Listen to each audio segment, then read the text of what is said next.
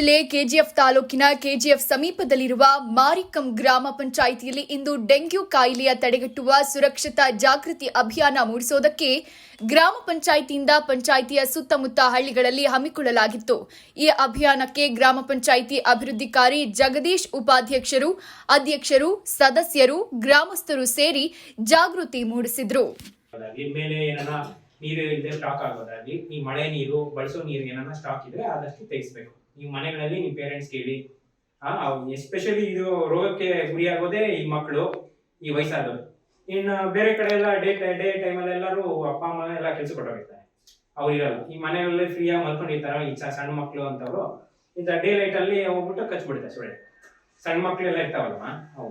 So ನೀವು ಸ್ಕೂಲಲ್ಲಿ ಹುಷಾರಾಗಿದೆ, ಇಲ್ಲಿ ಎಲ್ಲ ಕ್ಲೀನ್ ಆಗಿದೆ, ಸ್ಕೂಲಲ್ಲಿ ಸರ್ ಹೇಳಿದ್ದಾರೆ, ಅವರು ಮುಂಜಾಗ್ರತೆ ಕ್ರಮ ತಗೊಂತಾರೆ. ನೀವು ಹುಷಾರಾಗಿ ಮನೇಲಿ ಎಲ್ಲರೂ ಹೇಳಿ ನಿಮ್ಮ ಪೇರೆಂಟ್ಸ್, ಸರಿನಾ? ಏನು ಹೆಂಗಿಂದ ಬರುತ್ತೆ ಡೆಂಗ್ಯೂ ಜ್ವರ? ಲಕ್ಷಣಗಳೇನು? ಜ್ವರ ಮೇನ್ ಜ್ವರ, ತಲೆನೋವು ಇದಿರುತ್ತೆ. ಮತ್ ನಾವೇನ್ ಮುಂಜಾಗ್ರತೆ ಕ್ರಮ ತಗೋಬೇಕು?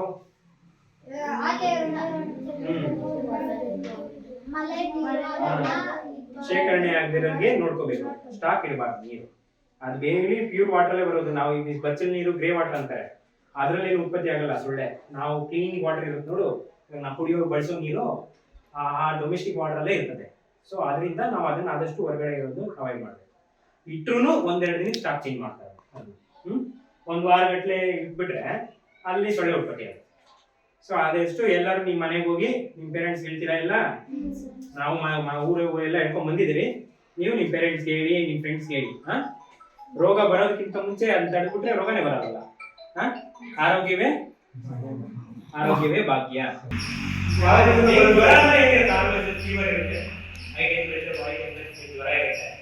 ತಲೆನೋವು ಇರುತ್ತೆ, ಮೈಕೈ ನೋವು ಇರುತ್ತೆ, ಇವೆಲ್ಲ ಈ ಡೆಂಗ್ಯೂ ಜ್ವರ ಬರೋದು ಒಂದು ಸೊಳ್ಳೆ ಇದೆ, ಇಡೀಸ್ ಅಂತ ಒಂದು ಸೊಳ್ಳೆ ಇದೆ. ಅದರಿಂದ ಅದು ಟೈಗರ್ ಮಸ್ಕಿಟೋ ಅಂತ ಅಂತಾರೆ. ಹುಲಿ ತರ ಕಾಣುತ್ತೆ, ಮಸ್ಕಿಟೋನೇ ಸ್ಪೈಸ್ ಇರುತ್ತೆ, ಟೈಗರ್ ಮಸ್ಕಿಟೋ ಡಿಫ್ರೆಂಟ್ ಆಗಿ. ಅದು ಇದು ಬರೋದು ಅಷ್ಟೇ, ಕಚ್ಚೋದು ಅಷ್ಟೇ, ಬೆಳೆಯೋದು. ಸೊ ಆದಷ್ಟು ನೀವು ಅದು ಏನು ಅಂದ್ರೆ ಈ ರೈನ್ ವಾಟರ್ ಬರುತ್ತಲ್ಲ, ಶುದ್ಧ ನೀರಲ್ಲಿ ನಾವು ಮನೆ ಒಳಗಡೆ ಏನನ್ನ ನೀರು ಬಳಸಕ್ಕೆ ಇಟ್ಟಿರ್ತೀವಿ, ಮಳೆ ನೀರು ಏನಾರ ಶೇಖರಣೆ ಆಗಿ ವಾಟರ್ ಹಾಕಿರ್ತೀವಿ, ಅಲ್ಲೂ ಸೊಳ್ಳೆ ಉತ್ಪತ್ತಿ ಆಗುತ್ತೆ.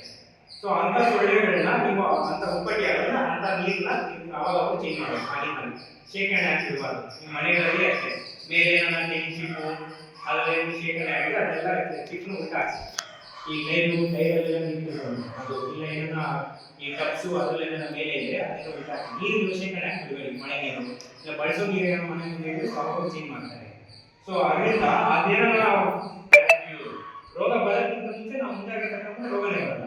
ಅದರಿಂದ ಆ ಸೊಳ್ಳೆಗೆ ಉತ್ಪತ್ತಿ ಆಗಕ್ಕೆ ಅವಕಾಶನೇ ಕೊಡಬಾರ್ದು. ಆ ನೀರೆಲ್ಲ ನಾವು ಮನೆ ಮುಂದೆ ಕ್ಲೀನಾಗಿ ಇಟ್ಕೊಂಡ್ರೆ ಸೊಳ್ಳೆ ಉತ್ಪತ್ತಿ ಆಗಲ್ಲ. ಸೊ ಇದು ಬಂದ ಮೇಲೆ ನಮಗೆ ಹಾಸ್ಪಿಟ್ಲು ಎಲ್ಲ ಪ್ರಾಬ್ಲಮ್ ಆಗುತ್ತೆ. ಮತ್ತೆ ಈ ರೋಗ ಬಂದ ತಕ್ಷಣ ಯಾವುದೇ ಒಂದು ಸಣ್ಣ ಜ್ವರ ಅಂದ್ರೂ ನೀವು ಆದಷ್ಟು ಡಾಕ್ಟರ್ ಹತ್ರ ಹೋಗಿ ಬ್ಲಡ್ ಚೆಕ್ ಮಾಡಿಸಿ. ಫಸ್ಟ್ ಡಾಕ್ಟರ್ ಹತ್ರ ಹೋಗಿ. Grey water pure rain water ಆ ಥರ ಸ್ಟಾಕ್ ಏನಾರ ಇದ್ರೆ, ಇಲ್ಲ ಬಳಸೋ ನೀರೇನೋ ಹೊರಗಡೆ ಟಬ್ಬಲ್ಲಿ ಗಿಬ್ಬಲ್ಲಿ ಇಟ್ಟಿದ್ರೆ ಇರುತ್ತೆ. ನೀವು ಸ್ಕೂಲಲ್ಲೇ ರಿಸೀವ್ ಮಾಡಿದ್ರೆ ಯಾವುದು ಆ ಥರ ಇದ್ರು ಚೇಂಜ್ ಮಾಡ್ತಾರೆ. ವೇಸ್ಟ್ ವಾಟರ್ ಗ್ರೇ ವಾಟರ್ ಬರಲ್ಲ, ಪ್ಯೂರ್ ವಾಟರ್ ನಿಂತಿರೋ ಮೇಲೆ ಏನಾರ ಮಳೆ ನೀರೇನೋ ಸ್ಟಾಕ್ ಏನೋ ಇದ್ರೆ ಜೂನ್ ಗಂಟ ಏನಿದೆ ಕ್ಲೀನ್ ಮಾಡಿಬಿಡಿ. ಬಿಲ್ಡಿಂಗ್ ಮೇಲೆ ಇಲ್ಲ ಬಾಟ್ಲಿ ನೀರಿನಿಂದ ಇದ್ರೆ ಅದನ್ನೆಲ್ಲ ಕ್ಲೀನ್ ಮಾಡಿಬಿಡಿ. ತೆಂಗಿನ ಚಿಪ್ಪು ಏನಿರೋದ್ರಿ ಟೈಟ್ ಇವು ಆ ಥರದ್ದು ಏನಿದ್ರೆ ಅದನ್ನ ಸ್ಟಾಕ್ ಇರೋ ನೀರು ಇರಬಾರ್ದು. ಅದು ನೋಡ್ಕೊಳ್ಳಿ. ಮತ್ತು ಎಸ್ಪೆಷಲಿ ಮಕ್ಕಳು ಬರ್ತಾರಲ್ಲ ಬೆಳಿಗ್ಗೆ ಡೇ ಲೈಟಲ್ಲೇ ಸೊಳ್ಳೆ ಇರೋದು. ಇದು ಆದಷ್ಟು ಇಲ್ಲಿ ಸೊಳ್ಳೆ ಕಾಯಿಲು ಮಸ್ಕಿಟೋ ಕಾಯಿಲು ಏನನ್ನ ಇಟ್ಬಿಡಿ ಒಂದು 2 ದಿನ ಮಟ್ಟಿಗೆ. ಇಲ್ಲ ಇದಕ್ಕೆ ಬಿಡಿ. ಈ